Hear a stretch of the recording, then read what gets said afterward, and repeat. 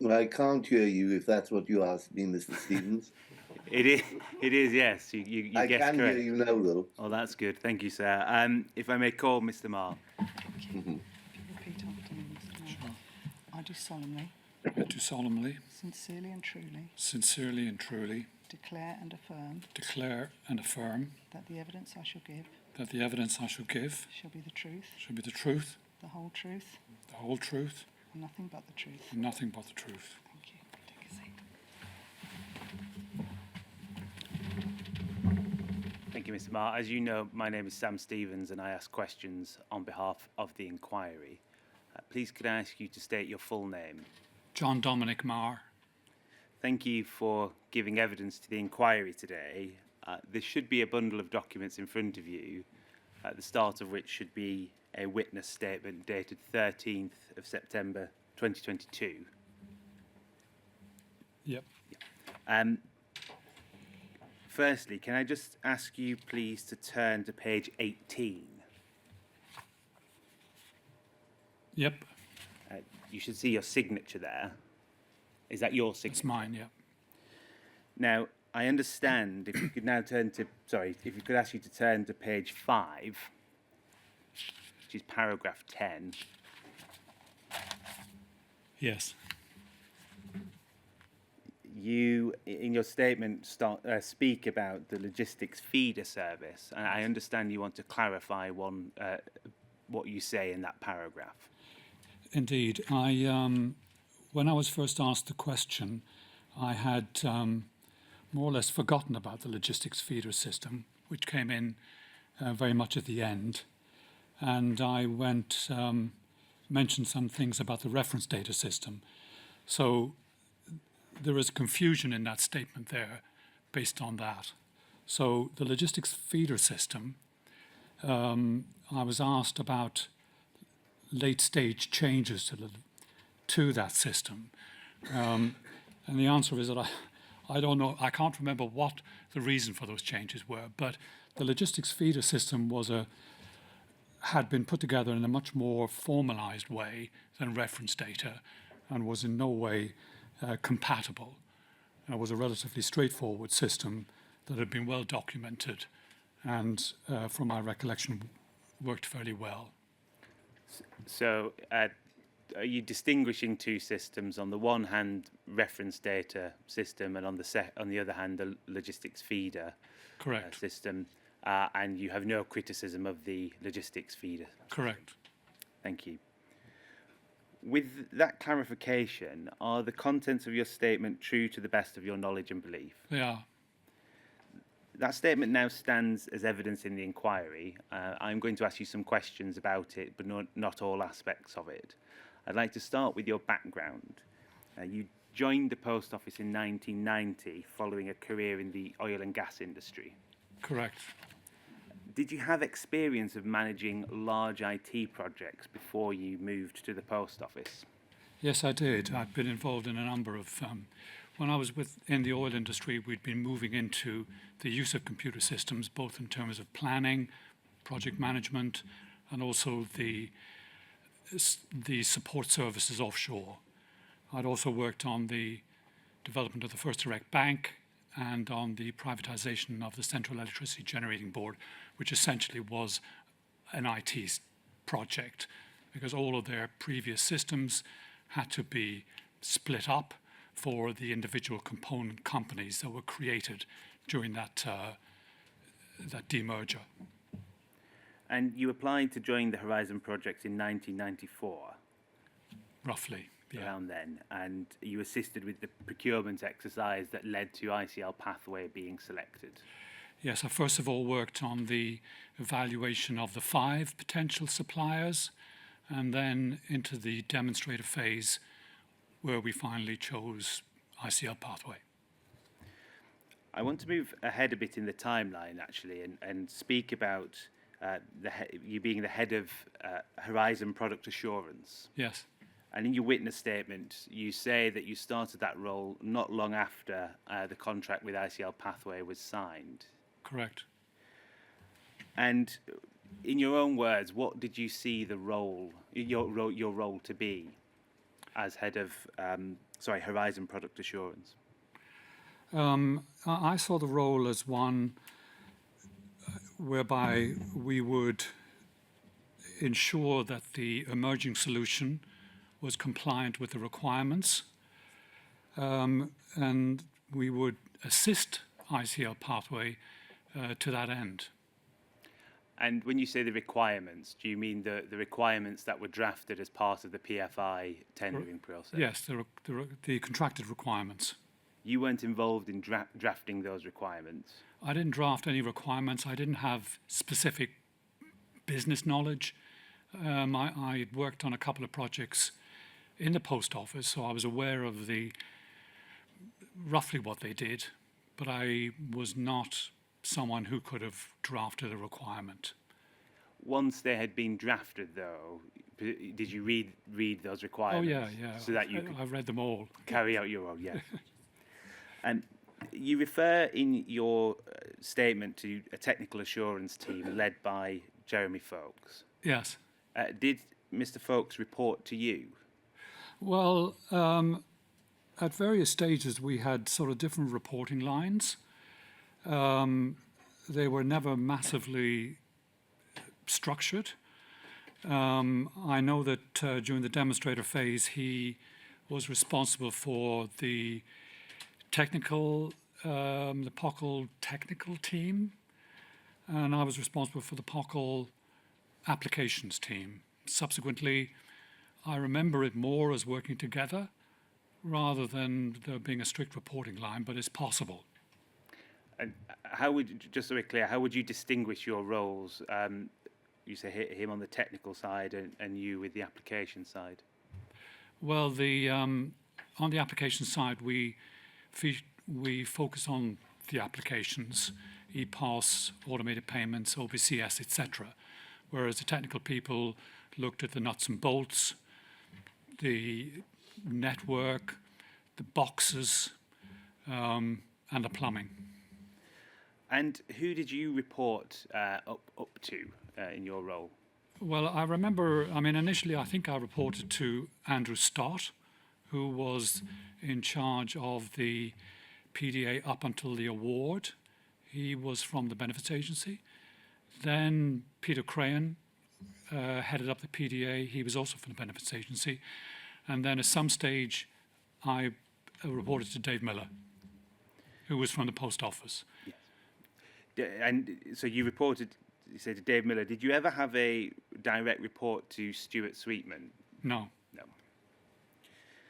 In paragraph 12 of your statement, you discuss the initial go-live pilot in 1996. And Yeah. you say that this distracted from the primary objective and wasted valuable time and resources. Do you consider this to have had a long-term impact on the programme, this diversion of resources? Well, there was a lot of resource allocated to this. And to my recollection, very, very little of what was put in place there was subsequently used as part of the operational system. It had to my mind, it had a PR objective. It could very well have been successful in that area, but I thought it took away attention and resources from the thrust of developing the main solution. You know, whether it had a detrimental effect overall in the timescales, I couldn't say. It definitely didn't have a positive one. You refer in your statement as well at paragraph 13 to a Pinnacle assessment team. Yeah. Which you say the purpose of the Pinnacle impact assessment team was to judge if it were possible, brackets, i.e. was the business impact acceptable, Yeah. for fixes to known faults to be either deferred or temporarily managed through a workaround. Yes. For how long did that team exist? Well, the process existed right through. Exactly who managed it on the ongoing basis, I don't know. But I mean, there's always such a process involved. I mean, it's beneficial to the developer, if they don't have to fix every little problem and regardless of its business impact. So that was put in place, I can't remember when, but and you'll see references to it right through to the start of rollout. And when you were involved with that team, the material you were assessing, were you actually seeing pinnacles themselves being handed to you? Yes. I didn't personally, but people who worked for me and other people reviewed pinnacles, and that was the assessment they made based on the pinnacle, whether the impact was such that it needed to have a software fix or whether it could be handled in a workaround. Were the pinnacles provided to Post Office, or did anyone from Post Office have any access to the actual pinnacle system itself? I'm honestly not sure. We would definitely have, whether we were presented with printed pinnacles or whether we had access to the system, I'm not sure. I don't remember having direct access to the pinnacle system. I think we were consulted on pinnacles as they emerged. And you mentioned it in your oral evidence and in your statement, this managing through workarounds. Was there a wider ethos in the programme to try to manage faults through workarounds rather than directly through fixes? No. I mean, it's a common practice. I mean, if there's a misspelling on a script or something, the developer will say, look, can we defer that till later because we need to get on with more important things. I'd like to now actually bring up a paragraph from your statement.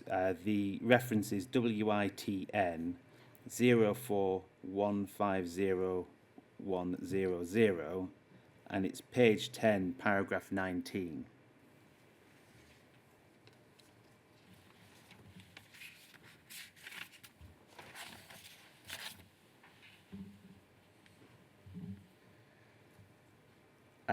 And towards the I think 4 lines up, it starts saying, early in the project, the assurance team attempted to gain access to Pathway's application design documents to A, provide POCL confidence that the development was proceeding in accordance with the requirements, and B, to assist Pathway with early identification of any misunderstanding or errors they were making in their interpretations.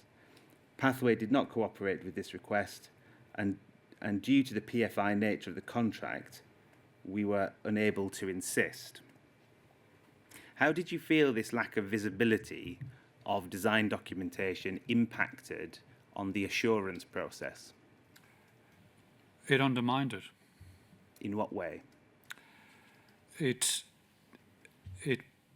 meant that we had less evidence upon which to perform our job. And at the time, what did you think was the reason for the lack of transparency?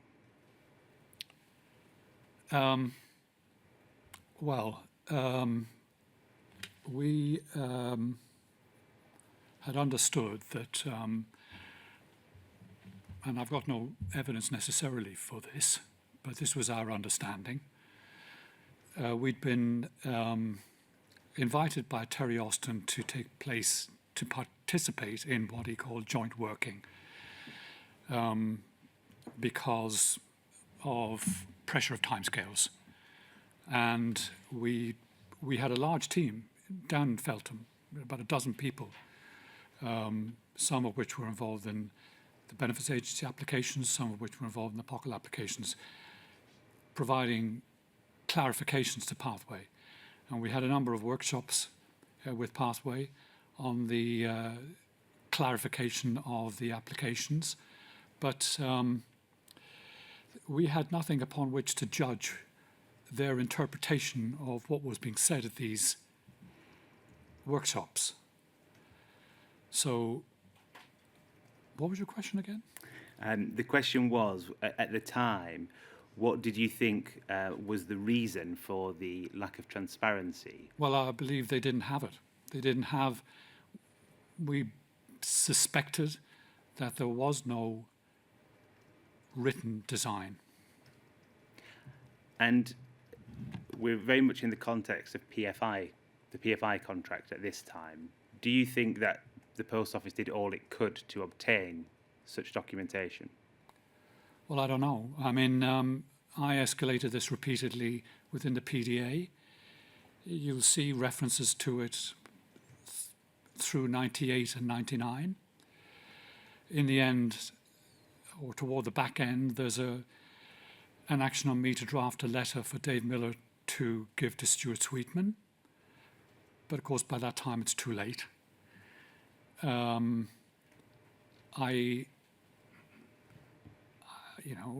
don't know to what extent the Post Office pressed Pathway hard.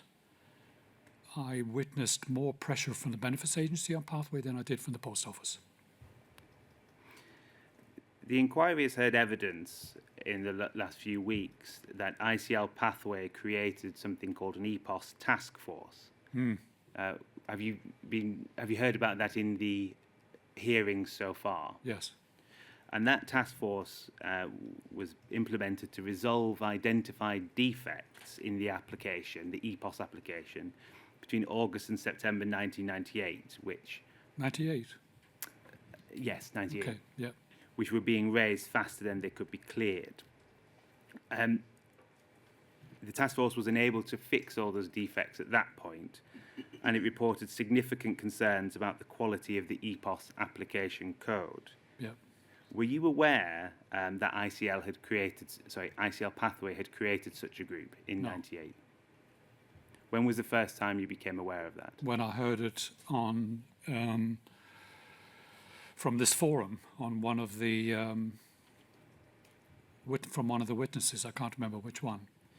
The inquiry has also heard evidence that employees within ICL Pathway made recommendations to rewrite or redesign the EPOS application in 98 and 99.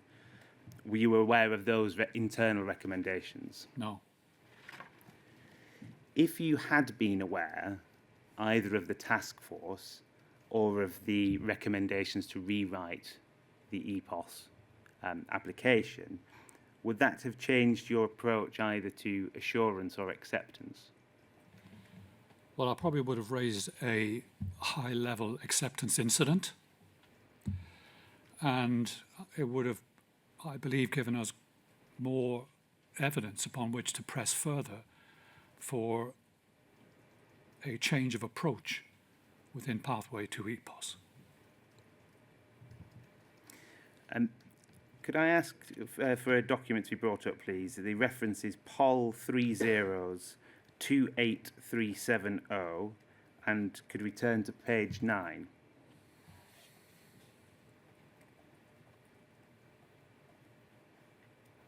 Thank you.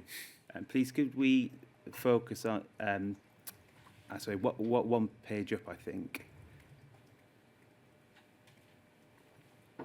No, sorry, could we have page 9, please? There we are, thank you.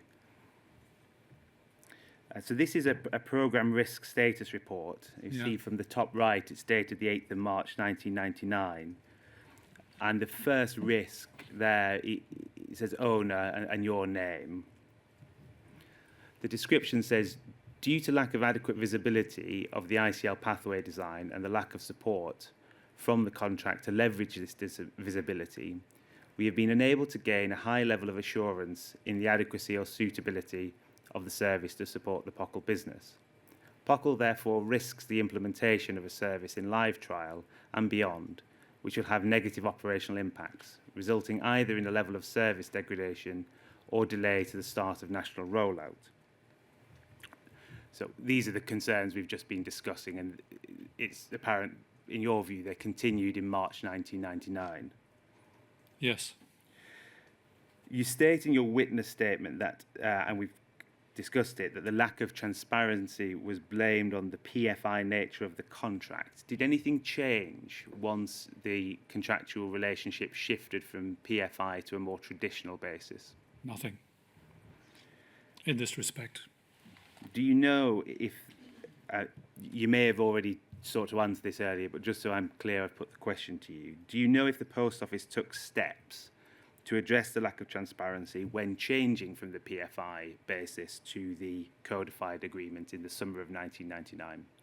I've no understanding of anything having happened. Please, could we turn the page on this document?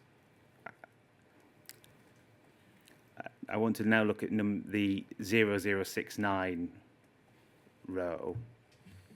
And that says Type B procedures in place for live trial, in particular cash account, are insufficiently robust to support consistency between RDP, pathway, and TIP. Risk that cash accounts will not balance, rejections will occur on the pathway and TIP interfaces, and problems will occur on POCL back office systems. Do you recall what Type B procedures were? I'm afraid I don't. But in summary, does this show that the Post Office were aware of a real risk that Horizon would fail to balance satisfactorily in February 1999? All the indications were that that was going to happen. And how well known was that amongst the people working on the project at the time? Everyone knew that. Could you assist us in interpreting the action and mitigation column? Firstly, it says, ensure procedures are tested end-to-end after completion of the E2E and MOT. I assume that's end-to-end and model office testing. Yeah. What was that first mitigation plan? Can you recall? Well, frequently the critical path into some of these test phases, particularly model office, is often through the procedures, because the model office test phase was designed it wasn't simply a technical test. It was designed to test the system, but also the interaction between the system and the user and the procedures that the user had. Okay? So, which is what I suspect the Type B may be an earlier stage of approval of those procedures. I think that's what's being referred to here. Thank you. Does that make sense? It does. Thank you very much. Yes. That document can be taken down. Thank you. And could we bring up, please bring back up your witness statement. It's WITN 04150100. Page 16, please.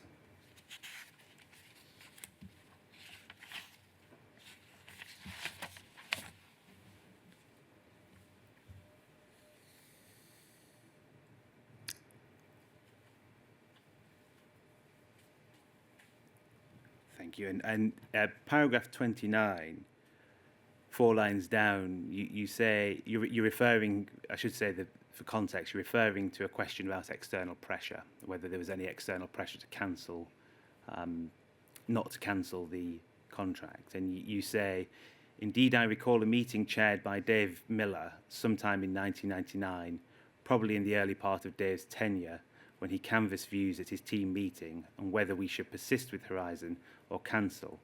And I voted to cancel, as did other staff member colleagues, Jeremy Fowkes and Jan Topham. I recall there were others, but their names now escape me.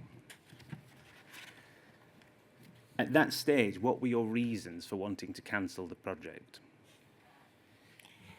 Well, I thought it was what I think is called the sunk cost fallacy, which is that you continue to pour effort into something that's inevitably failing, and instead of being able to cut your losses, you end up losing everything. I felt we were on a death march. I didn't see it ending well. I'd seen the benefits agency exit. I thought there were better ways to do this, and definitely not the way we were doing it. So, I think you used the words you were on a death march. To what extent did you have any confidence in ICL Pathway's ability to improve the situation to a level which would be satisfactory for acceptance at this stage? Well, it was going to be difficult. I mean, one assumed that they'd get over the line in some way at some stage. The question was when, and at what cost. Yes. Thank you. I want to turn to look at where we get to, because we know that the system is eventually accepted and there is a process of acceptance from this stage. So if I could firstly bring up document POL 30-28367 and page 2, please.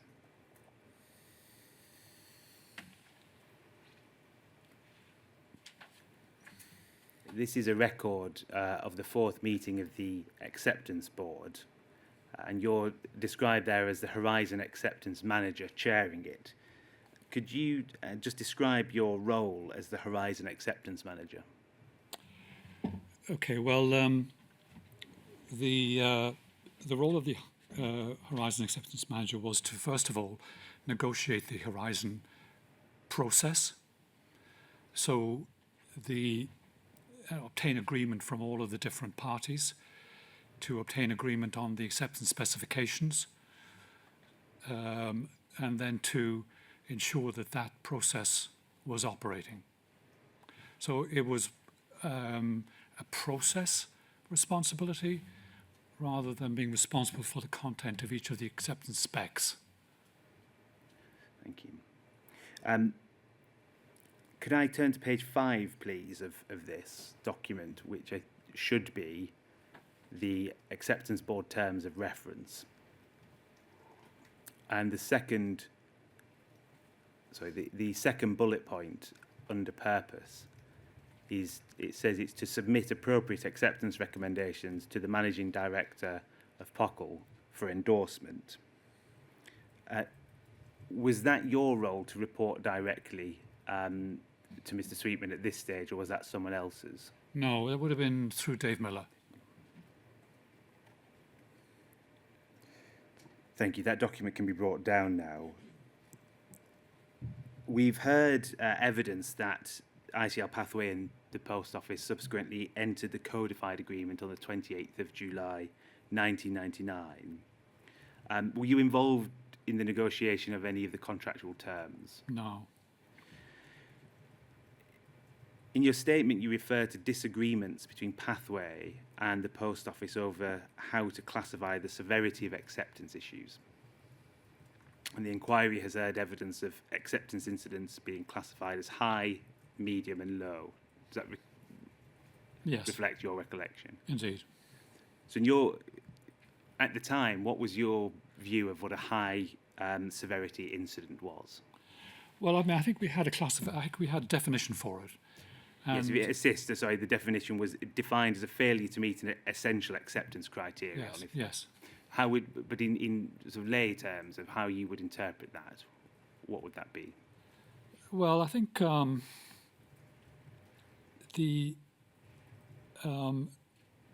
was a danger with acceptance that number one, that acceptance could be interpreted as being the system was that everything was rosy.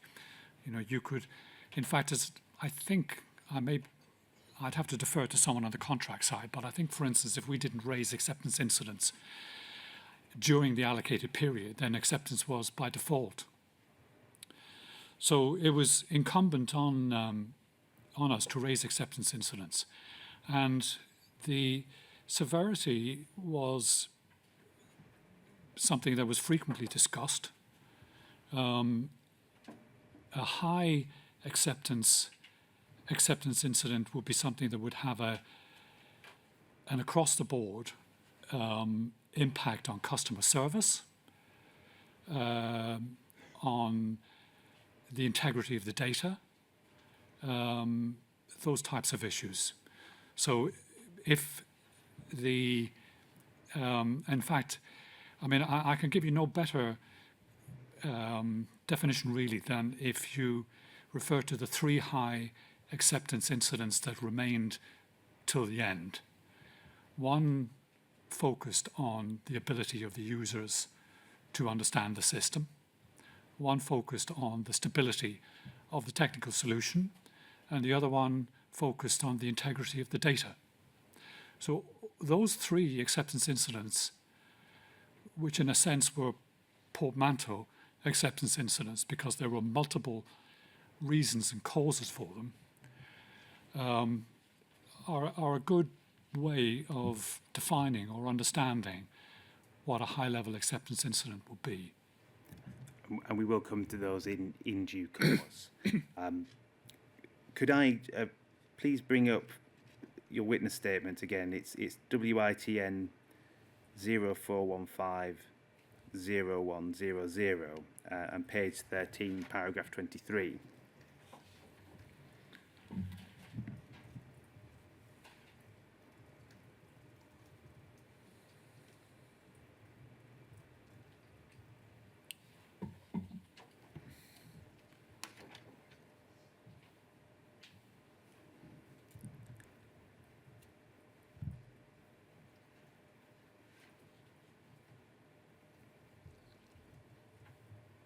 Thank you.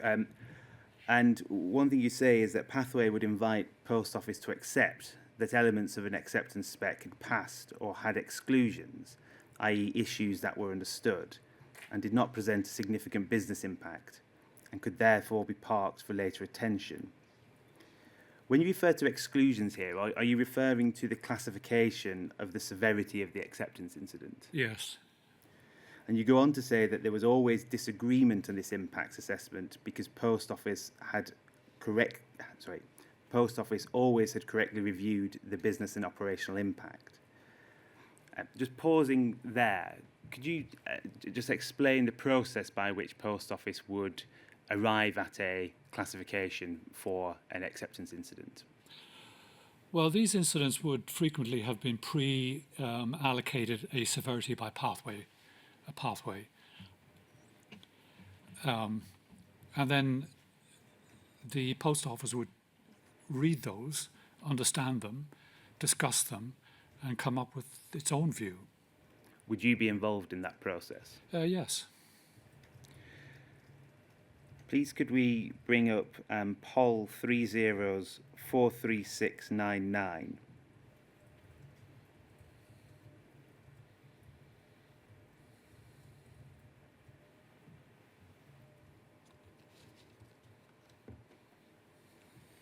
This is an email that you sent to Keith Baines on the 5th of August. And the first paragraph says, initial results from the exercise of identifying additional acceptance criteria to our existing acceptance incidents indicates that there is an opportunity for additional criteria to be added and therefore potentially additional acceptance incidents to be generated. Do you recall what the exercise you're referring to here is? I don't exactly, but I think what I was probably thinking is that there was a risk that we wouldn't see the wood for the trees. In other words, that the acceptance criteria, by definition, were broken down to a low level of detail, and if one could pass or one could fail, if one failed, it may not be clear how that incident was connected to other features of the system. So we were trying to get a better understanding how these incidents were impacting in a broader sense. So if we carry on, it says taking acceptance incident 211, one where we expected additional criteria to be available. We have now matched the incident to 5 criteria. Yeah. Whilst in theory this could therefore result in 5 incidents, the risk we run if we were to split the incident in this way is that we reduce the severity of the incidents from a medium to a low. Yes, that's what I was just discussing. Yeah. And so did this involve, following this exercise, was there any change of strategy as to how the post office would raise or categorise acceptance incidents? Well, we initially did not have access, for instance, to the incidents that were being raised by Pathway from the help desk. We sought and did achieve access to those incidents. So in reviewing incidents, say from the help desk, you can look for patterns. And in fact, 298 is a good example of that, where you can, whereas one incident in and of itself may seem inconsequential, if you can see patterns of similar incidents, you may be able to identify a more systemic problem. If you could turn the page, please, there should be a list of acceptance incidents. And it records both Pathway and the post office's position before and after what's described as a Tranche 2 workshop. And there are a number, the first two is an example, where post office's initial severity rating before the workshop was high/medium, and it becomes a medium after the workshop. Can you recall why it seems post office consistently after this workshop ranked the acceptance incident in the lower or the medium severity? It's possible that we understood it better, and also that Pathway will have brought forward rectification plans or better explanations that the problem could be contained. And did you find these initial tranche workshops to be satisfactory in the sense of, did you have a good working relationship with ICL Pathway during them? Well, the working relationship was very robust amongst most people on the PDA with Pathway. Been on this a long time. But the workshops were constructive, full and frank, as the phrase goes, exchange of views.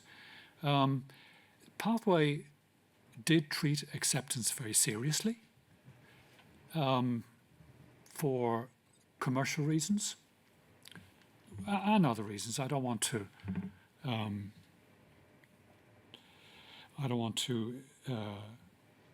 cast aspersions on their motives. They treated acceptance very seriously. There was a lot of effort, an immediate effort on Pathway's part to bring forward rectification plans. John Dix, I think it was very active. We'd known him from the early stage of the project, and he brought forward a lot of rectification plans to show that they understood it, could deal with it. And we'll come to look at some of those in relation to the three acceptance incidents you've described. Before we do that, could I please ask for POL 3028357 to be brought up, and page 16, please.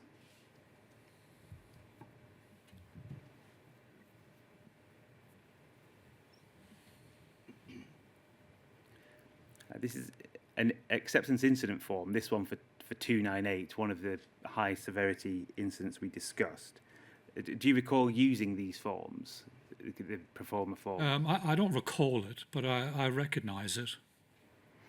Do you recall who had access to the information within these forms?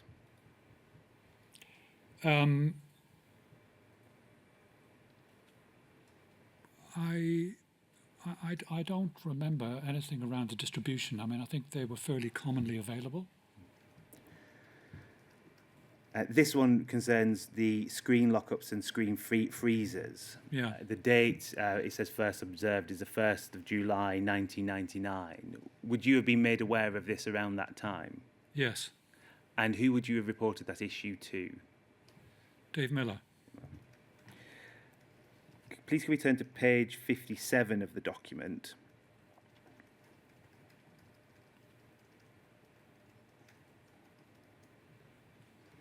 This is for 376, which the inquiry's heard evidence on, and I believe you referred to it earlier. It's the issue of data integrity, Yes. and you recall this acceptance incident. Oh, yes.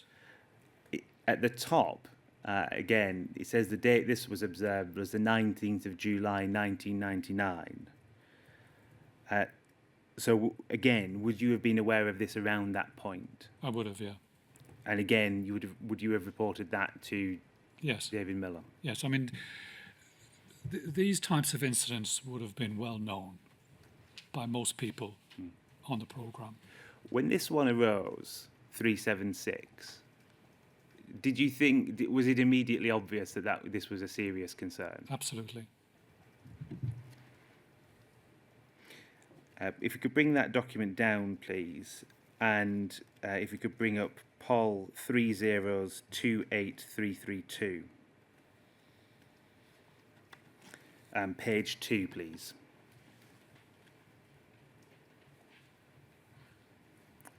This, as you see, is a Horizon Programme Management Resolution meeting. You're listed to be in attendance. Do you have any recollection of it? It's on the 12th of August 1999. No. Please could we just pull the screen down a little bit? There should be a list of acceptance. There we go. Thank you. It shows that a list of acceptance incidents was discussed, including the ones you referred to, 376, 218 for training, and 298. Please could we turn the page?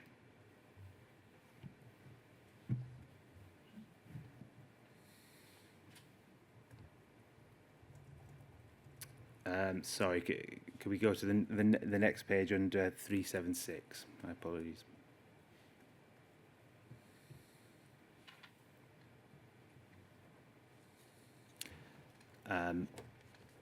No, sorry. If back a page, sorry.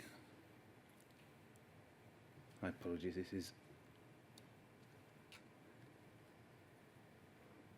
And can we go back a page again, please? Sorry. There we are. Thank you very much. And just that's great. Thank you. So under 376, JD, is that John Dix? I'm not sure. I can't remember who the attendees were. Could we go back to the attendee list, please, on the first? Sorry, it's the second page. Sorry. Yes. Yeah, that'll be John Dix. Yeah. John Dix. And then back onto the following page, please, at the bottom.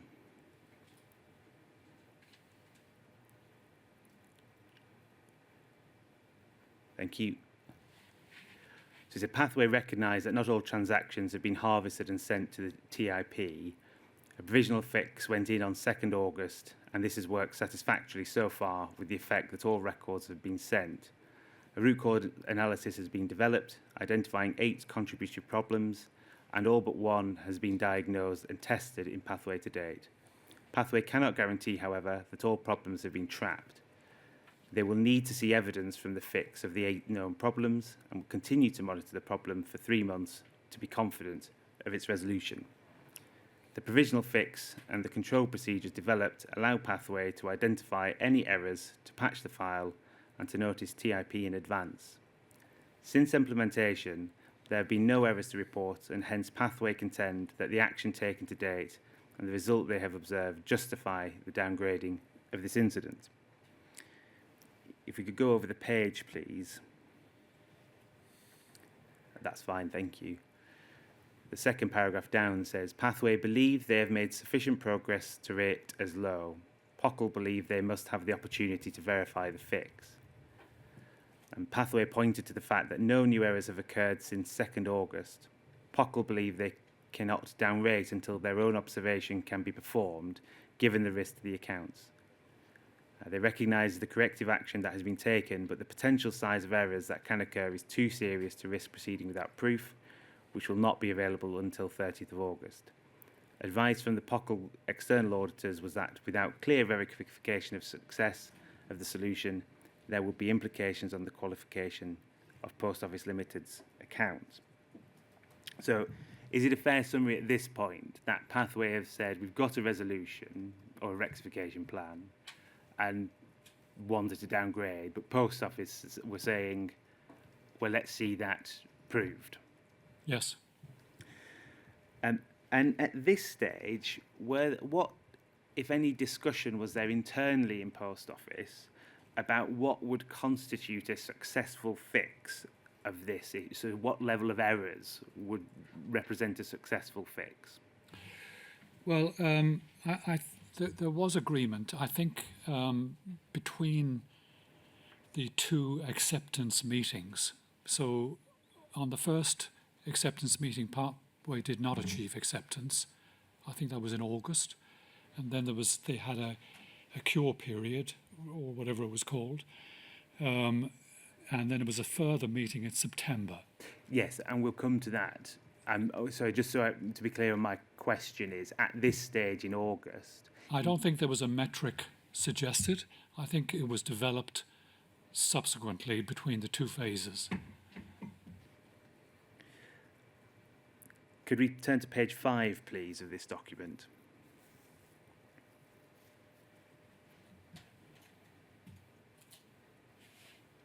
This concerns a system stability issue. Yep. And at the bottom, sorry, if you could move down. Thank you. It says BMC will be, I imagine, Bruce McNiven and RH Ruth Holleran emphasised the business impact on staff time and costs and on customers of the loss of service. This was particularly severe in 1 or 2 position officers. Fuller impact details will be ready for Monday. The frequency is significantly greater than on the current POCL legacy systems. JM, I think will be you, said that the incident was wider than reboots. It was the overall loss of service to the customer, and this had to be taken into account in the severity. So in broad terms, what was the business impact of the screen freezers? Well, the outlet, the office, was unable to conduct business, to transact business, number one. And secondly, it was by no means clear what impact this was having on the integrity of the data. Why were you concerned as to the integrity of the data because of the screen freezers? Well, because we weren't sure what was happening. It was unclear why it was freezing. It could lead to reboots by the users in the middle of a process, and we weren't sure what the implications would be on the data from that. But the main impact was the fact that the outlet was, it probably took I can't remember how long it took to reboot a system, but I don't think it's like rebooting your phone now. It took quite a while. So in the meantime, customers are queuing up. We know, as you referred to already, that that document can be taken down. Thank you. Acceptance wasn't achieved in August, and this led to what's being referred to as the first supplemental agreement between ICL Pathway and Post Office, and that proposed a series of acceptance workshops. Yes. And I want to turn to look at those now. Please, could I bring up POL 30028342?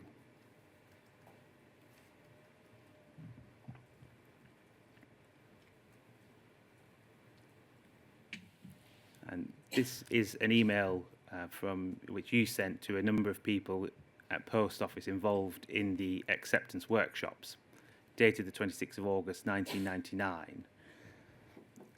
I wanted, if I could turn the page, please. It's the note that's attached. And this describes acceptance workshop roles. And there were 3 roles: the champion, the business expert, and the technical expert. That's right? Yes. And the champion is referred to in the 3rd paragraph. And the last sentence says, whilst it is Pathway's responsibility to propose a rectification plan, the champion will be required to have defined in advance the success criteria for the incident. Now, would the champion be solely responsible for that, or would they do it in conjunction with others? Oh, no, they do it in conjunction with others. And who would be involved in that joint decision-making process? I think where they were called the business assurance people, people like Ruth Holleran, people who were not part of the PDA per se, but were closely aligned to us within what Post Office called the business. It may help, actually. Could we go to the bottom of this page, please? So, for example, at 376, the business expert is Graham Seedall, the technical expert is Callum Craig, and the champion is Ruth Holleran. Yes. Ruth Holleran, as champion, would be, it said, the responsibility to define in advance the success criteria. Yes, yes. And in doing that, would she consult with the business expert and technical expert within, say, assigned to 376, or would it be wider into the everyone involved in the acceptance process? Well, I don't know, to be honest. Ruth would definitely not have come up with something on her own. She would have perhaps proposed some measures and then circulated those and discussed them. She definitely would have discussed them with Graham Seedall and probably with other people back in Chesterfield, or Dave Smith as well. To what extent would David Miller have been involved in this process? I mean, Dave would have been aware of it. I don't think he would have been down into the detail of it. We can take that document down, please.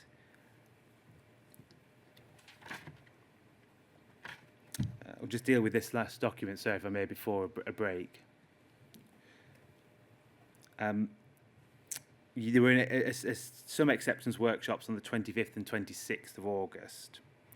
Can I bring up POL 3028476, which is a note of a internal acceptance update meeting or action points from it? And if we could go to point 11, please. I should say, sorry, this is the 27th of August. Point 11 says, speak to Ruth Holleran about producing a clearance plan for 376 and ensuring fast-track monitoring reporting process. And the action by is listed JM, which I assume will be you. Do you recall what this action point was and what it involved? Well, I think Ruth, for some reason, wasn't at that meeting, which I'm not sure why. I think we were looking to try and help Pathway to understand what level of acceptance might be possible or what mitigations might be possible for these incidents in general.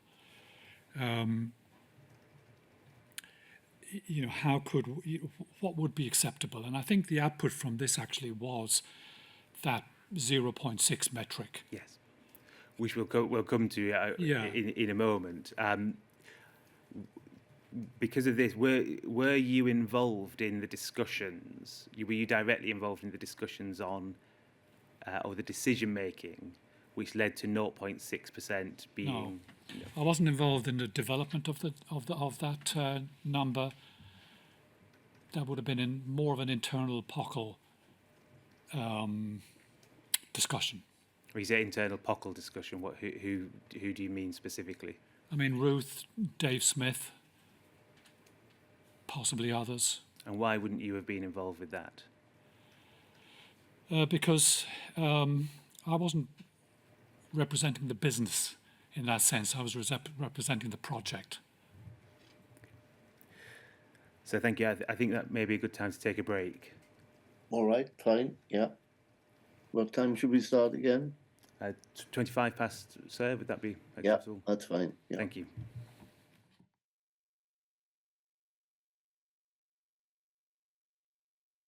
Can you see and hear me?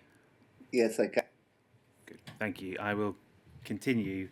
And can I start by bringing up poll 3028471, page 2, please? Thank you. This is an email from Ruth Holleran, known as Ruth Reed, to Keith Baines, dated the 27th of August 1999.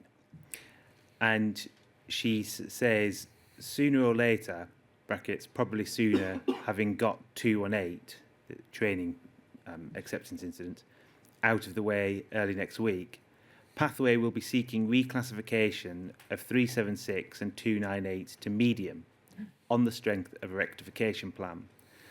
I suggest we need to be thinking about the tactics on this before Pathway, brackets certainly, raise this at the next workshops. I am assuming with both 298 and 376, the required rectification to downscale to medium will not be proven, but we will be under extreme pressure to reclassify. Bluntly speaking, we will be breaking our proof positive rule if, when, do this, but I'm not sure we will have any alternative. Or do we? Let's just take that in stages. Firstly, what does Ruth Holleran mean here when saying breaking our proof positive rule? Well, I don't know, but I think she possibly means that we would be reclassifying on the basis of a plan as opposed to evidence.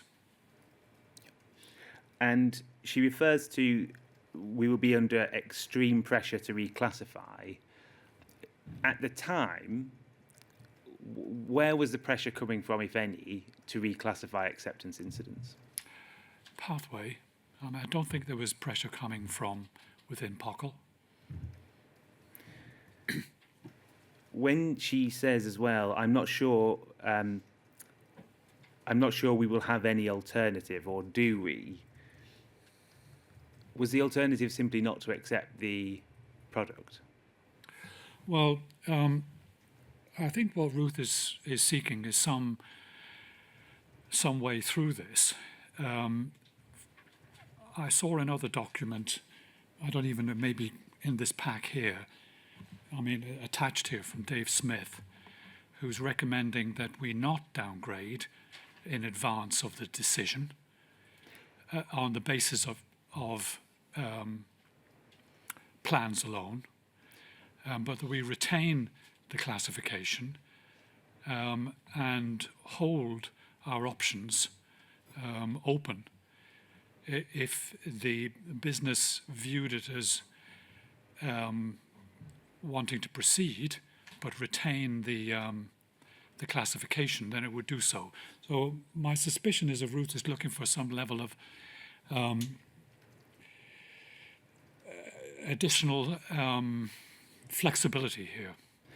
I didn't want to interrupt your answer. I think if we turn to page 1, the bottom of page 1 of this document, maybe the what you were referring to, is it this from Keith Baines to Ruth Holleran, second paragraph, I will be against any artificial reclassification of incidents from high to medium. Yeah. So, in short, I think summarising what you said before, your evidence is there was no internal pressure to artificially reclassify. None. If we, if we can go to the top of page 1, please. There's an email there from David Smith to Keith Baines on the 1st of September. And it says, I would hope that the terms included financials, Pathway indemnifying us for any unexplained balances, would present them with a considerable incentive to get things fixed and or withholding part of the 68 million due on acceptance. Do you know if at this stage there was any consideration being given to requiring ICL Pathway to indemnify Post Office for errors in balancing caused by the system? I believe there was discussion. I wasn't party to them. I don't know what the outcome was, but I believe there was discussion on that topic. Now, I think I'm not going to take you to the document. That document can be taken down, thank you, because you already referred to the 0.6% error rate in respect of cash account discrepancies. And your evidence before the break was that you weren't involved in that decision-making process. Correct. Whilst you may not have been involved in the decision-making process, do you have any knowledge of the reasons that were considered when arriving at that 0.6% figure? I believe it was a measure of what the post office could manage in terms of corrective activity. And that's so. I'm not sure if you heard the evidence of Stuart Sweetman earlier in the inquiry. I did hear it. I don't recall. One of the things he said was this idea of what is a material error rate. Material for the post office was different to what would be material for an individual sub-postmaster affected by a discrepancy. And would you agree with that? Well, I'd agree with that in broad terms, yeah. But my understanding always was that when it came to errors, in financial errors, in transactions that had to be subsequently reconciled with third parties, then there was really no acceptable level of error. So, for instance, in the bill payment business, the APS application, people paid their bills through post offices. And a lot of the people who paid their bills through post offices were people who couldn't afford to pay their bills through direct debit. So if these people go in and pay their electricity bill, they were mainly utility bills, but also local housing bills as well. Those transactions, we would be looking for zero errors on those types of transactions. Why do you think there's a difference in approach between the transactions you've just referred to and the cash account discrepancies in respect of the error rate? Because I think the cash account discrepancy could be corrected. It's between two people who have an existing relationship, whereas if someone on housing benefit goes in and pays one of their bills and that transaction is lost, then that person risks having that service turned off. I think there's a greater degree of jeopardy involved in with the people who are involved. During this acceptance process, was anyone on the acceptance team within the post office considering or representing the interests of individual sub-postmasters in respect of balancing? Well, I'm not sure balancing was considered a function that was solely for sub-postmasters. All post offices had to balance. The whole balancing process was being looked at by many people in the post office. And although you weren't involved in the decision-making, what was your view at the time? Well, with hindsight, what's your view, on the 0.6% error rate? Do you think it's satisfactory or should it have been lower? Well, I wouldn't want to offer a view really because I don't really understand the implications of those errors. I don't understand the materiality of someone has come up with a figure. They will have come up with that figure with more knowledge than I have or even had then. So I really wouldn't want to comment on it. I mean, I'd stick by what I said with regard to I think it depends on the types of transactions. I think that is significant. The inquiry has heard evidence that one of the post office's requirements was that Pathway could produce data from Horizon that would be used to support prosecutions. You were aware of that as a contractual requirement at the time, were you? I wasn't conscious of it at the time. I've since had a document released to me that quotes that requirement. You said earlier in your evidence that you would have read the requirements Yes, in the contract. absolutely. But at the time of acceptance, was anyone in the acceptance team considering the need for Horizon to produce data that could be used in prosecutions when dealing with these acceptance incidents? I don't know what happened for that requirement. That requirement would have found its way into an acceptance spec, and that spec would have had criteria against it. How that was subsequently satisfied, I don't know. Could we please bring up Paul 28465?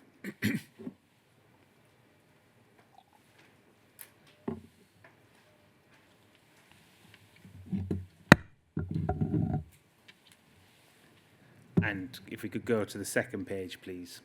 Thank you. This is a letter from David Miller to Stuart Sweetman on the 8th of September. Yeah. If we could go down a bit further in the page, please, to show the heading system. That's it, thank you. System lockups and screen freezers requiring reboots. So this is an update on acceptance incident 298. And the second line of that paragraph says, the problem is being contained, but it isn't yet being improved. And John Marr thinks it will take months to get right. Does that fairly reflect your view at the time? Yes, it does. And were you confident at that point that the issue would be fixed? I was confident that it would be reduced. This is one of these situations where there are multiple reasons, not all of which were understood by Pathway. So I was confident it would be reduced as they understood what was happening. I wouldn't say I was confident it would be removed. And why, at this stage, what gave you confidence that it would even be reduced? Well, because they had identified a couple of reasons for it, and were trying to engineer those out of the system. Some of them were behavioural, some of them were to do with the system, some of them were classic Microsoft problems that you could identify, blue screens, etc. So, the more evidence that Pathway were able to gather, the greater the opportunity they'll have to make corrective action.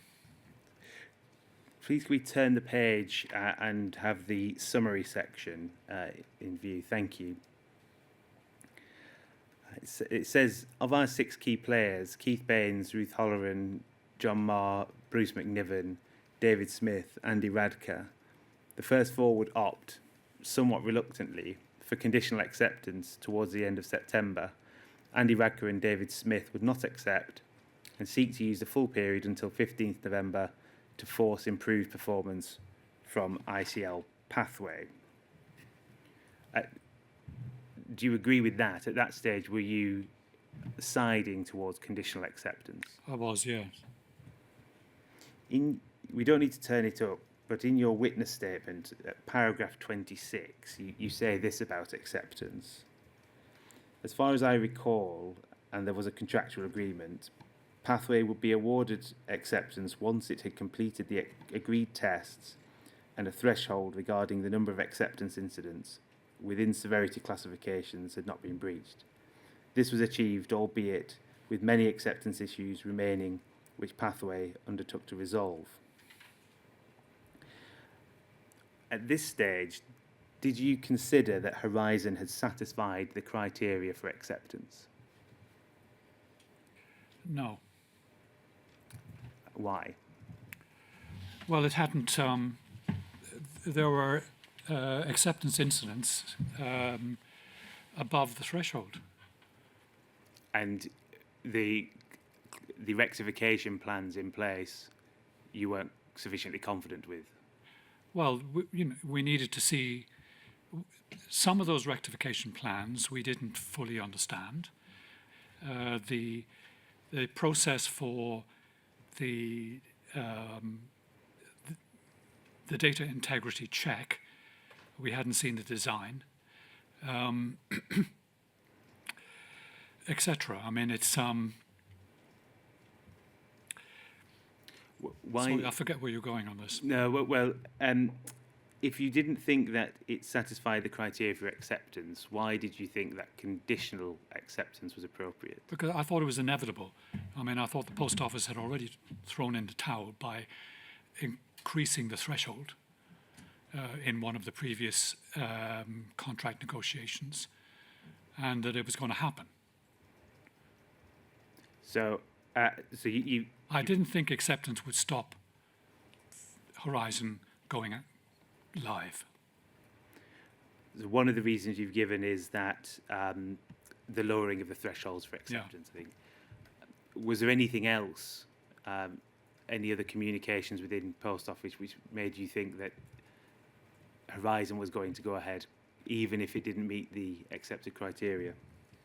No, there's nothing. I wasn't involved really in discussions within the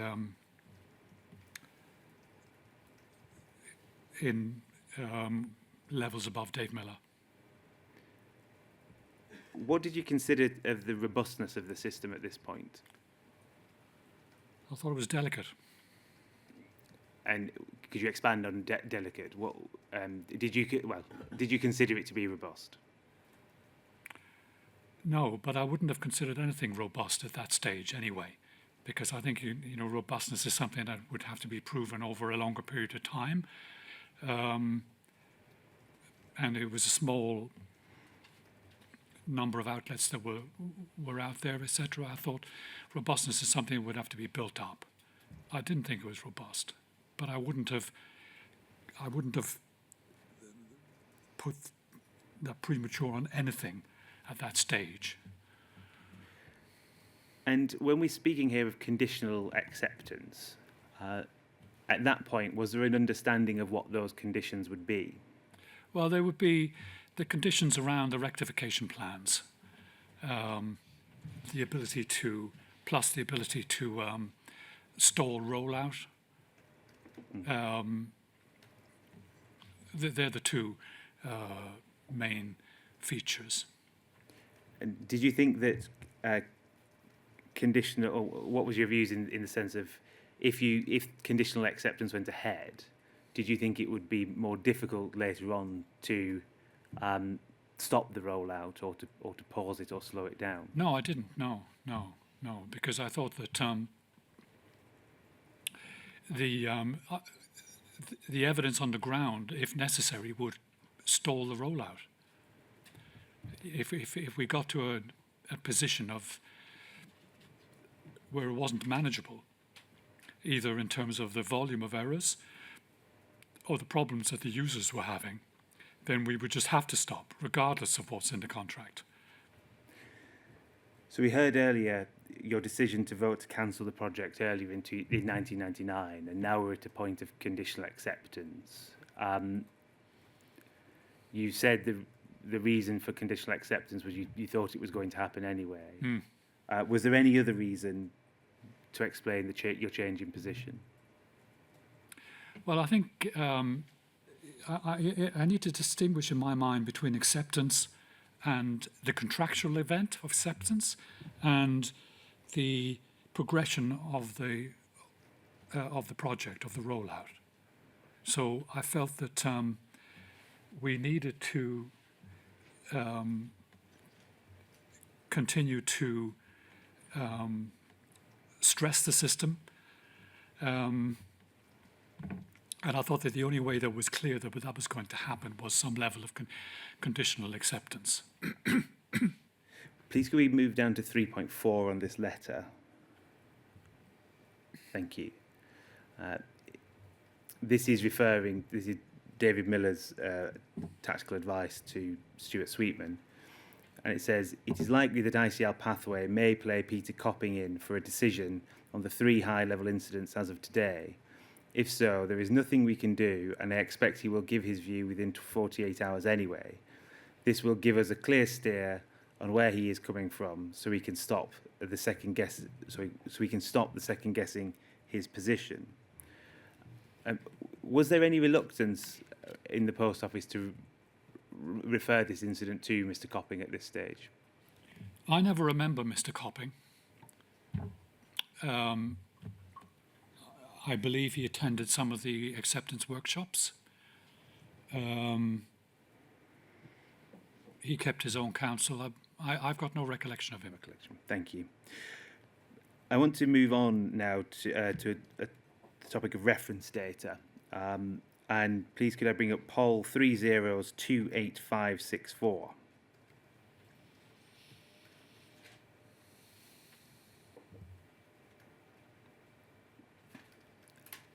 This is an email from you to a number of people at the post office. And if we could go further down, please. In the paragraph above the second set of bullet points, it refers to a meeting you had with Steve Macau, Mike Coombs and John Dix. And it refers to various issues relating to reference data. Before moving to considering those, can I ask who at Post Office was responsible for managing reference data in relation to Horizon? Okay, there was a project, a live project. The individual whose name I remember is Jeff Darby. Jeff Darby. Do you know, when did that project start, the live project? Well, so there was always reference data maintained in the post office for some of the earlier projects, etc. I mean, reference data, you know what reference data is by now, presumably. Yes, but if you'd like to give your explanation of it, okay, feel right. free. Well, so there was lots of different types of reference data. I mean, there was reference data that identified the outlets themselves. That was called a FAD code. Each outlet had a code, you know, where its location, the manager, etc. So there was data around that. Then there was product data in terms of pricing and how that product data mapped to the cash account. And then there was local reference data, and I'm afraid I can't explain how that was managed, but there was different regions would sometimes have separate customers in the post office, local bus companies and things like that. So there was a degree of regional reference data as well. Now,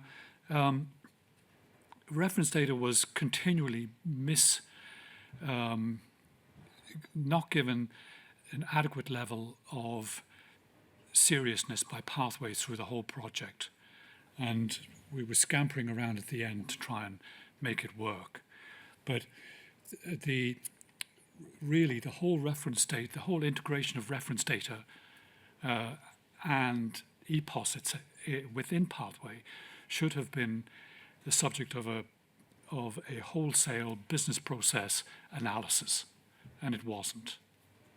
Now, I'm not saying, I know that a lot of people have been critical of reference data, a lot of Pathway people have been critical of reference data, and they were right to be. There were errors that came from that data into Pathway as well.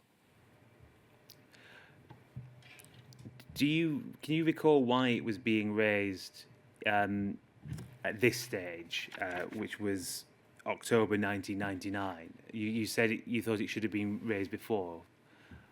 Why was it being raised at this point? Well, it was a serious concern. It was contributing to problems, and also Pathway appear to have been coming to a realization that they may not be able to manage the volume of change that they were receiving from post office. So the concerns that they've listed there, the first is Pathway are concerned with POCL not maintaining the agreed lead times between receipt of data, notification of change, and activation of data, brackets, implementation of change. What was that broadly, that concern about, and how did it affect Horizon? I'm not 100% sure, but I suspect that what Pathway is saying, that that we had an agreement whereby we would pass reference data changes to them for activation at a time in the future. And we may have been, the post office may have been passing data with a shorter period for activation than had been agreed in the interface spec. But for the way you've answered that question, you do not independently recall that I specific don't. incident. And the second one is Pathway are waiting for a reference data business rules document, which is in development by Jeff Darby, and would welcome the earliest delivery of the document. Do you have any recollection of that issue? I don't, I'm sorry. And then thirdly, however, the most significant issue for Pathway is that the current design, brackets agreed by all, close brackets, for the provision of data changes from post office to Pathway results in the delivery of large volumes of data which contain no actual change for Pathway. Yeah. Was that, did you refer to that issue earlier in your answer about they didn't have the system in place to deal with the volumes of data? Well, I think there's two things there. One is that it would appear that post office is passing data to Pathway, that Pathway, for which there is no need for Pathway to act upon. And I think there's also an issue where the volume of change, the volume of data, is greater than what Pathway had anticipated. Earlier you were critical. But this should have been agreed, way back. But why wasn't it? I don't know why it wasn't, but it wasn't. Who was responsible? Well, both sides. I mean, Jeff Darby on the reference data project, and whoever his opposite number was in Pathway. So even beforehand, when, say, 98, early parts of 99, when this is being developed, it should have been Jeff Darby and his counterpart at Yes. ICL. That's, yeah. Thank you. This should never be arising at this stage. And when this was raised with you, do you recall what your sort of action plan was from there on? Well, we had a. I don't remember, but I know there was an extraordinary amount of activity ongoing. I think there were joint teams working together to try and iron out how we could best sort this out. On that point, then, please could we turn to poll 3028552.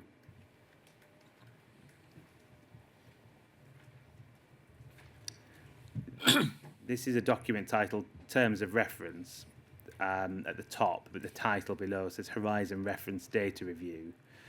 And the author is you. The authority is Andy Radka, who's at Post Office. Is that right? Yes. And yes.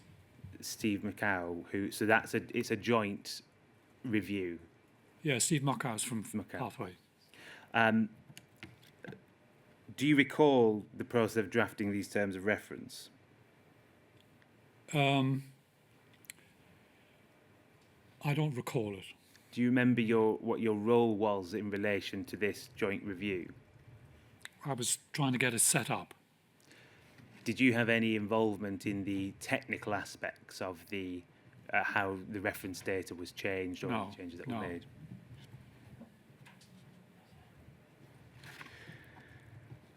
Please can we turn to page 4 of this document?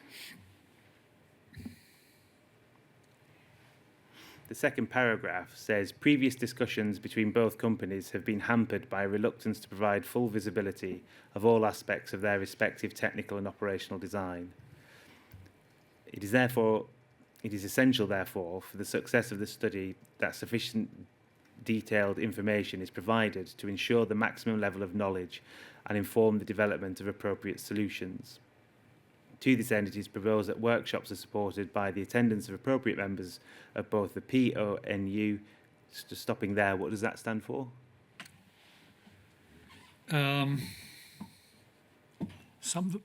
Something in the post office. And the pathway reference data and business process design teams, and that appropriate documentation, if required, is made available. Would that have been reported to you in drafting these terms of reference? Would that have been reported to you as a problem that had happened, or is that something you had first-hand knowledge of? Well, that's something I was aware of. I mean, goes back to the point we'd mentioned before about the EPOS design. So EPOS was intrinsically connected to reference data. All of the mapping of the cash account between the cash account and the transactions was in reference data. So although we knew what data that we were providing to Pathway, we did not know how it was being used within their system. And that is what we're trying to, that's what I'm trying to have made available here, that would be exposed. Do you think this issue would have been identified earlier or addressed earlier if there'd been better sharing of design documentation at an earlier stage? Absolutely. I mean, there is another document somewhere in the pack where I had approved another attempt at reference data, at a joint reference data review back in '98, and I can't remember what happened to it, but it was drafted by Andy Scott, and it was copied to the Horizon management team, to the PDA management team, and copied to Terry Austin. I don't know what happened to that initiative, but I believe it didn't happen. And we've made attempts to try and get this sorted out before. I wanted to go to, I appreciate you say you weren't involved in the technical aspects of it, but you may be able to assist in interpreting one document.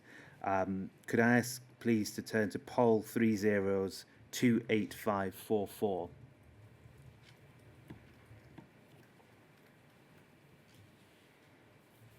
This is the second meeting of a reference data review, which clearly relates to this this joint review, which you were the chair. Again, so in you chairing the meeting, your role was it to facilitate? Yes. Could I ask you, please? Could we please turn to page 6? If we go down slightly to subparagraph 4. There's a note in handwriting on the right there. Do you recognise that handwriting? I don't. It's not mine. Do you have any recollection of this meeting at all? I'm afraid I don't. That document can be brought down, please. Do you have, so you were involved in the review, you left the post office in January 2000. Do you have any knowledge of how the review finished or the outcome of the review? My recollection is that following the second acceptance agreement, the post office pursued those rectification plans and any other problems that were arising. So I think the role that I'd had reverted into what we would call business as usual, or a project team within POCL. I think Min Burdett possibly took over what I'd been doing. But sorry, you weren't there to see the end of the reference data review. No. I mean, I gave in my notice between Christmas '99 and New Year 00. And I don't think I spent a lot of time. I had outstanding leave, etc. So I would have been just involved in handing over. Please could I bring up Poll 28553. This is an email to you from Min Burdett, who I think you just referred to earlier, saying you would be handing over to. Is that right? Yeah, I think so. I mean, I've seen documents subsequently that she in similar areas to where I would have been involved in. Please could we turn to page 3, which is one of the attachments. This is a rollout decision demand position paper. Yeah. Do you recall this document at all, or what its purpose was? I think I remember it from the pack. I don't remember it at the time. It says at the top, in anticipation of the criteria due to be met by 24th November, not having been met by that date, and given POCL's associated concerns, POCL is proposing that the existing monitoring activities should continue and be strengthened, and is also proposing the introduction of some new activities. POCL proposes the following, and I want to look at under data integrity. It says, thank you, objectives. The first one is to ensure that the integrity control is capable of detecting all relevant incidents. And do you know to what that's referring? Yes, so Pathway had proposed initially and developed and introduced a piece of software that would perform a comparison. I can't remember exactly between what 2 points, but it would perform a comparison to provide an early identification of data differences between the cash account and what was being received at tip. So this was to identify the discrepancies, basically? Yes. Yeah. And under activities, the first bullet point says the EPOS tip reconciliation feature must be proven to be capable of detecting all data errors that would be detected by the TIP cash account compare process. For the avoidance of doubt, this includes an explicit check that receipts are equal to payments. And it goes on to say how that's to be achieved. So, in essence, is Post Office's position at this point that the reconciliation tool needed to pick up all data errors or all discrepancies? Well, that would always be the target. And presumably that was an important point for Post Office. Absolutely.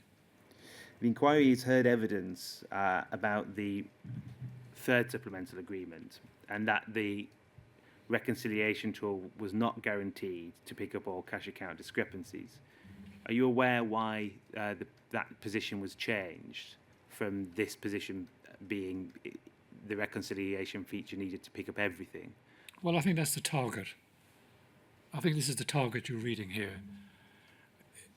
But are you aware as to why that couldn't be achieved? I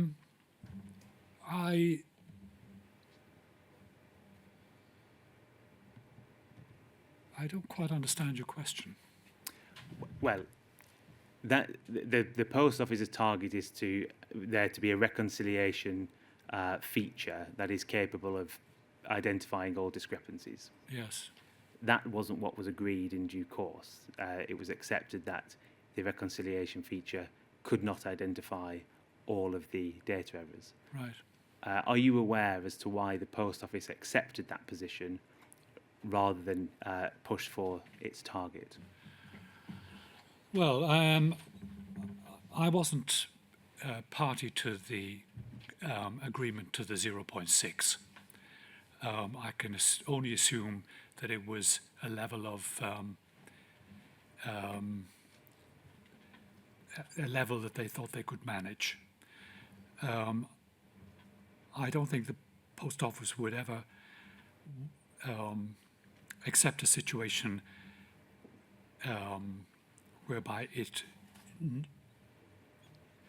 expected to get errors, it would always be striving to drive those out, drive those down. But the reality of the situation is that that was going to happen.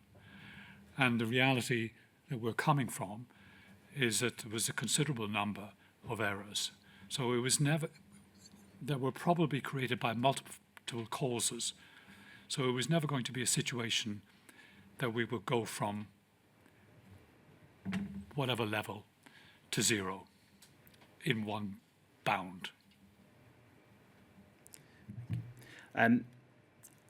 Finally, can I please turn to your witness statement again? It's WITN 041 50100. And can we bring up page 18, please?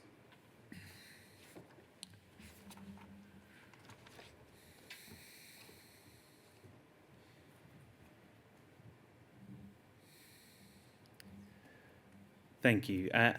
You say here that acceptance was a prescribed contractual event. It served its purpose, but it did not mean that the solution was reliable and robust. From my experience, care and serious attention would need to continue to have been applied to the system as it moved through rollout and beyond. Years later, when I learned that Post Office had prosecuted multiple sub-postmasters based on assurances from Fujitsu that no explanation other than fraud was possible, I was shocked. Shocked because, amongst other things, Post Office would appear to have completely changed its view of Horizon since the time up to 2000 while I worked on the project. At that point, Post Office would appear to have completely changed its view since you worked on the project. Please could you expand on what you considered the general Post Office view of Horizon to be at the point you left the project? Well, I thought it was viewed as delicate. That's how I viewed it. No one could have continued in that period after that I left and not been involved in multiple rectification activity. It did not present itself as a stable system. All, there may have been 3 high-level acceptance incidents, but there were multiple causes for those. So if someone had said to you in 2000 that the Post Office planned to investigate sub-postmasters for fraud and false accounting based on data produced from Horizon, what would you have said? But I don't think it even did base it on data from Horizon. It based it on assurances from Fujitsu staff that no other explanation was possible, which would have shocked me even more. And just finally, when you said Post Office would appear to have completely changed its view, are you referring to specific persons, or just the generally across the organisation? I'm talking about everyone I worked with, from Dave Miller down to Ruth Holleran, etc. on the Chesterfield side, everyone on the programme, everyone who was involved at a working level. Thank you. I have no further questions. So I believe there are some questions from recognised legal representatives. Before they ask them, can I just pursue what Mr. Stevens has been asking you about?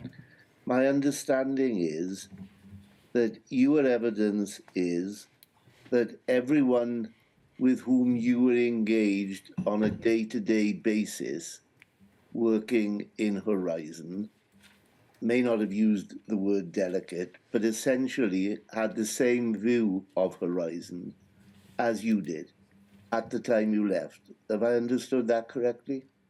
That's exactly what I said. And that's from Mr. Dave Miller down, as I understand it. Yes. Do you have any information you can give me about any views expressed from Mr. Dave Miller upwards? I can't. We never really, no. I, what I have in mind is that sometimes, I'm not saying it happened, I'm just asking for your help if you can give it. Mr. Miller and you, or two people like you, might say to each other, well, we agree what this system is really like, but I'm afraid I'm having trouble from Mr. X or Miss Y above me. Those sort of discussions didn't take place, did they? No, I mean, Dave Miller, I believe, reported to Stuart Sweetman. I never met Stuart Sweetman. So Okay. I did meet and Paul Rich and Dave Smith. As you've seen, Dave Smith would have been involved, but I don't know. Yeah, and sorry to interrupt, but from one of the documents we looked at, I think Dave Smith was one of the people who would have voted against going ahead with it at a point in time. Indeed. Yeah, okay. So I think that was a negotiating position he was expressing there. Yeah, sure. All right. Anyway, I think, so that I don't take the floor too much, you can speak for Mr. Miller down, but you can't speak for Mr. Miller up. Correct. Fine. Okay, thank you.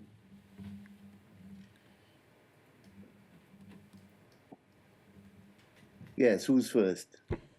Well, sir, I believe it's me. Yeah. On behalf of Allen Co clients, Mr. Meagher, I represent a large number of people who are ex-sub-postmasters, mistresses, and managers, all of them who have suffered at the experience of dealing with Horizon and the Post Office. I'm going to start just with a bit of procedural side of matters, just so that we can understand your evidence that relates to reducing requirements into acceptance spec, was the matter you mentioned earlier. And to do this, I'm going to look, please, at a codified agreement, which is FUJ 6071. And if we have page 1, please, Frankie. So hopefully on the screen, you'll see the codified agreement first page, Mr. Meagher. Now, when we're looking at this document, we can see from this point of view, from this very first page, this is the basic agreement between the parties.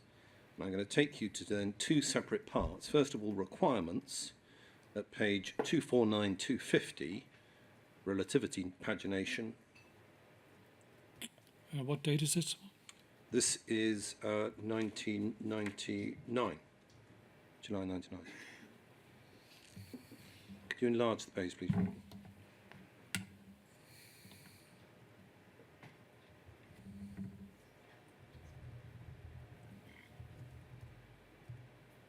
If it's possible to enlarge the page so that we can see the bottom requirement, 829. So page 249 again. And the bottom part of page 249.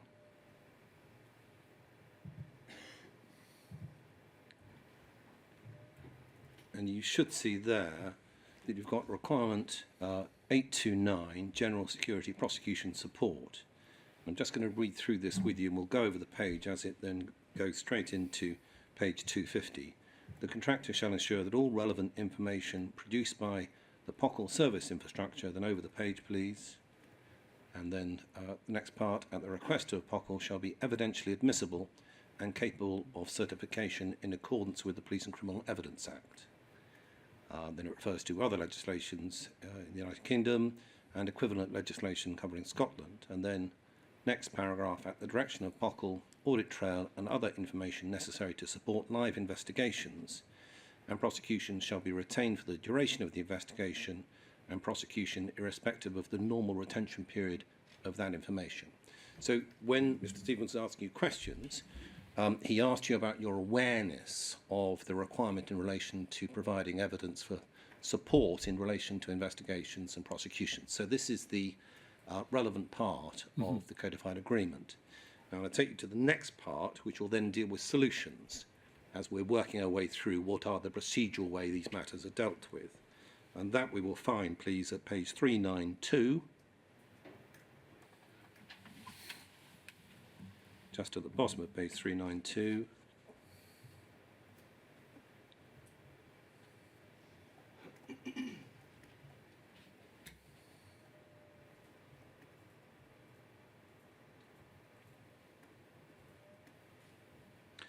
And then we'd see there reference number 829 at the very bottom, pathway response. And Frank, if we can go over the page to page 393, it makes it clear that it refers to the same requirement. So pathway confirms that it will ensure that all relevant information produced at the request of POCL shall be evidentially admissible, and so on. And then the second paragraph, pathway confirms that at the direction of POCL and subject to reasonable regard to the data volumes and storage solutions incurred, then the audit trail will be maintained. If we go to the bottom of that page, please, Frankie, just see what we're referring to here. Right at the very bottom of the page. And we see the bottom left-hand corner, at the page that we're looking at page 39C, we see this as a reference to solutions. Okay, so we've got a requirement built into the codified agreement. We've then got a solution set out within that codified agreement. And the entire document is 914 pages long. So this is a considerable document that's required a fair bit of work, one assumes. Your evidence was that in relation to acceptances, requirements, there would be an acceptance spec, and then there would be criteria which would be drafted against it. That's what you said roughly to my own friend a little earlier today. So we've got so far within this document to solutions. What's next?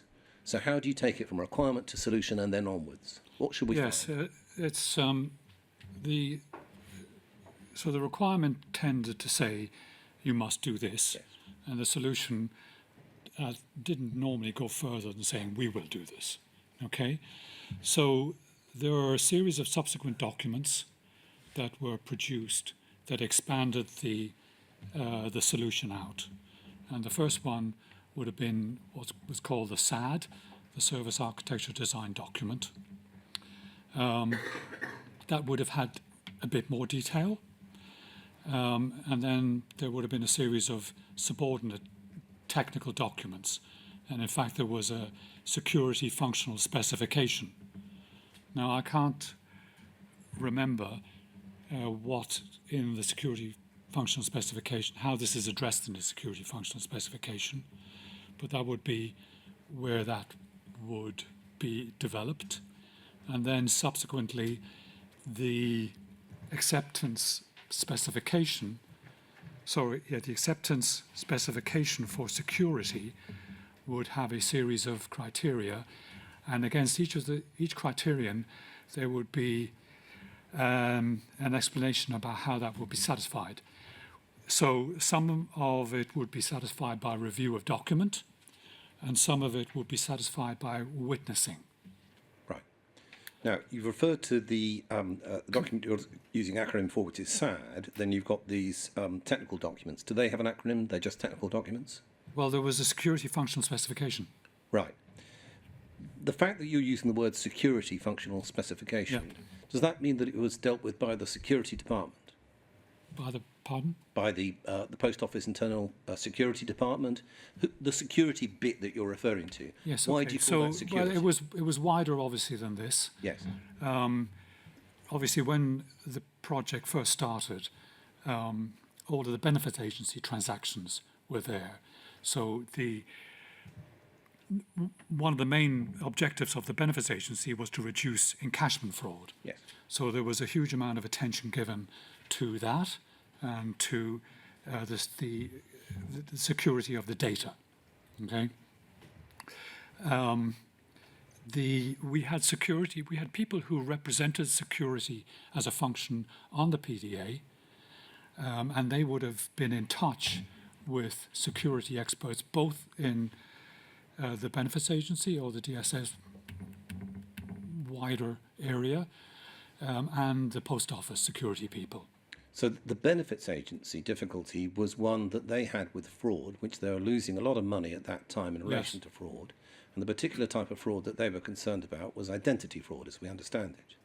Well, they had two types of fraud they were concerned with. One was the misrepresentation of circumstances, which was not addressed by this project. No. And they had what was called encashment fraud, which was the intention here was to reduce encashment fraud. Yeah, the encashment side of it is identity fraud, someone representing themselves as another in order to get money from benefits. Yes? Now, you've mentioned security a number of times there. Now, the security department that you're referring to within the post office, who was that headed by? I don't know. Right. And the person that would be drafting the sort of reports that you're talking about, the technical documents in relation to security and this particular requirement, who would that have been?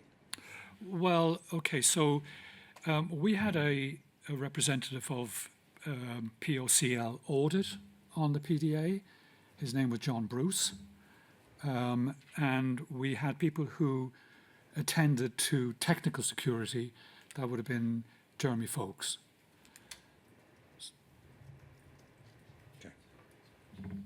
So it's Mr. Bruce and a Mr. Folks. I'm going to move on and deal with one other aspect of things before coming back to a particular document. Can we go, please, to POL 000 43682?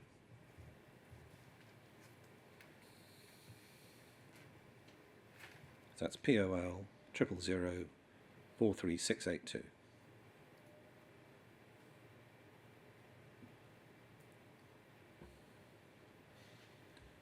Now, this is thank you. This is a fairly short document, 3-page document. You should have had reference to this in the documents that you've been supplied. It's an electronic memo. You can see the date, top right-hand corner, indeed, set into the middle of the document. It's in August of 1999, and it's to you, Mr. Meagher, and then others that are referred to on the document. Okay. This is from Min Burdett, and we can see all the names of the people have all got post office email references. So if we then go down to the second page, please. Now, thank you very much. This refers to AI 408, HSS service level failure. And if we just scroll away down to severity rating to start off with, please. Help us a little bit with this. Under severity rating, we've got Pathways severity rating is low, and then POCL's severity rating, which is medium. Okay? Am I looking at the... Okay, right. Okay. Under severity rating, I see it, yeah. 0.3. Yeah. Okay? So Pathway security, severity rating, is low. POCL's severity rating is medium. And then let's just read through these couple of paragraphs. The agreed definition for high severity is consistent failure to meet minimum acceptable thresholds, MATS. The definition for medium severity is occasional failure to meet MATS, but MATS met on average. POCL's view is that the consideration should be whether this is a high or medium incident. And then it goes on to say, consistent failure has been shown. However, as there has been only one opportunity to measure service levels during the core observation period, COP, it was originally agreed between POCL and Pathway that the severity of this incident should be medium, as POCL could not show a consistent failure during COP. So far this seems to say that the view of the Post Office was that the severity level was such that it met the original criteria of high severity. Agree? Yes. But then it seems that it was agreed between POCL and Pathway that the severity of this incident should be medium, as POCL could not show a consistent failure during the period of observation. Yes. From the point of view of the people that we represent, how could Pathway be getting away with this? Well, I think what is being said here on the Post Office side is that the sample size is too small to be able to sustain an argument that it's a high severity classification. Yes, I think we can all read this. How could Pathway be getting away with this? The POCL's view is clear. Consistent failure has been shown. This is the contracting party that is buying in the Horizon system, thinking, oh, sorry, but the consistent failure is shown. This is high severity. How was Pathway allowed to get away with it? I don't know how I can answer your question. All right. Let's read on. Pathway have changed their view to low. Then it refers to Workshop 1008 on the basis that the original figures were misreported, but Pathway have not shared these figures with POCL. POCL consider low unacceptable, as the severity rating should be based on Pathway's originally reported service levels. Now, this appears to show within these few paragraphs the POCL view this actually as high severity, yet Pathway is consistently arguing it's low severity.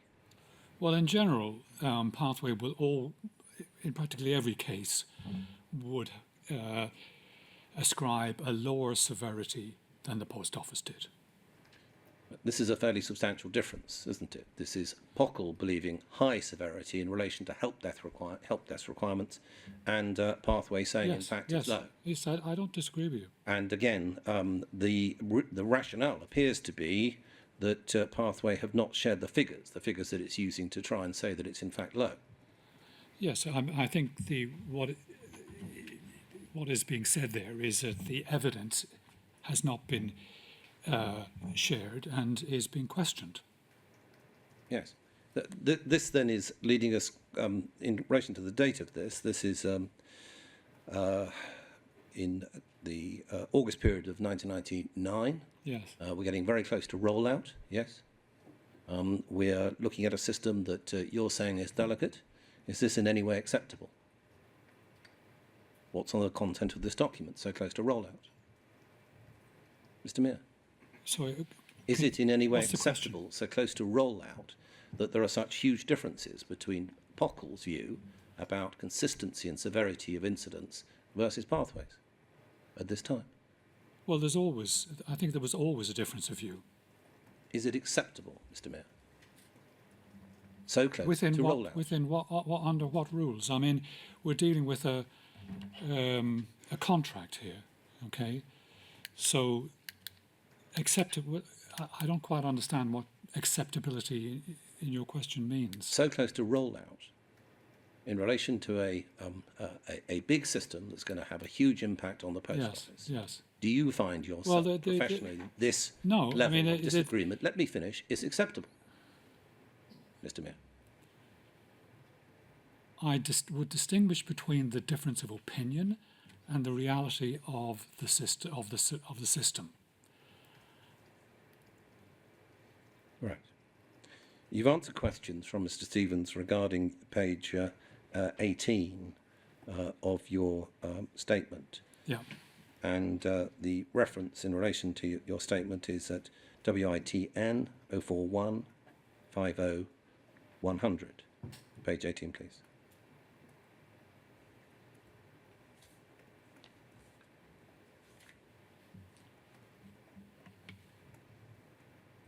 If you could highlight, please, Frankie. Thank you very much. Now, this is the reference that Malone and Friend finished on in relation to years later, you learned that Post Office had prosecuted multiple sub-postmasters based on assurances from Fujitsu that no explanation other than fraud was possible. I was shocked. And you've also added to that part of your statement that you regarded the system itself as being delicate. Yes? Pamela Locke is someone I represent, and she ran the Post Office branch in Swansea from September 1974 until July 2000. Horizon system was installed in January of 2000. She was experiencing problems with foot shortfalls in January of 2000, shortly after installation. She was then investigated by auditors from the Post Office in July of 2000. You left, I think, your employment at the Post Office in January of 2000. Yes. At the time when you left the Post Office in January of 2000, do you believe that anybody should have been investigated and thereafter prosecuted in relation to shortfalls that were being found in a system that was as delicate as you described? I do not. Mr. Meagher, when were you first aware of the people that were being prosecuted and civil actions being taken against them by the Post Office, essentially based upon the system? And I know that you have a caveat to that, which is that you say it's based upon what is being said by people from Fujitsu. So whichever way around you look at it, when were you first aware of what was going on by way of prosecutions and civil actions? I think when we first started to see it in Computer Weekly. Right. So that takes us to, well, it's 2010 onwards, and then you're aware of what's going on with Second Sight, were you? Did you hear about that? I remember reading. No, I don't. All right. You're aware then that at a much later stage, By the time we're reaching 2019, there's then the civil action at the High Court. Yes. Yes, and after that, the Court of Appeal cases Yes. where individuals had to take their cases to the Court of Appeal and get themselves cleared, as did Miss Locke, the lady I've just referred you to. Yes. Given your evidence is that the system was in a state of delicacy by the time you left, why didn't you come forward and say something? And say, look, something's wrong here. Nobody should have been prosecuted based upon this system. Why didn't you come forward to the litigants or the people being prosecuted that you knew about at that stage? Well, I wasn't and say, aware I that can anyone help? was being called. Why didn't you come forward and say you could help, Mr. Meagher? Well, I wasn't aware that I could help. Why didn't you come forward and say, I knew the system had problems? It was 20 years previously. I mean, the system had been changed on a number of occasions. I didn't think I had anything to offer. Thanks, sir. Nothing from me, thank you. So I think that's all the questions from the room. Right. All right. Well, thank you very much, Mr. Marr, for making your witness statement and for spending a number of hours this afternoon being questioned about these matters. I'm grateful to you. Thank you. So that concludes today's business, and we will start again at 10 o'clock tomorrow morning. Is that correct, Mr. Stevens? That's correct, sir. Thank you. All right. Thank you very much. Thank Bye. you.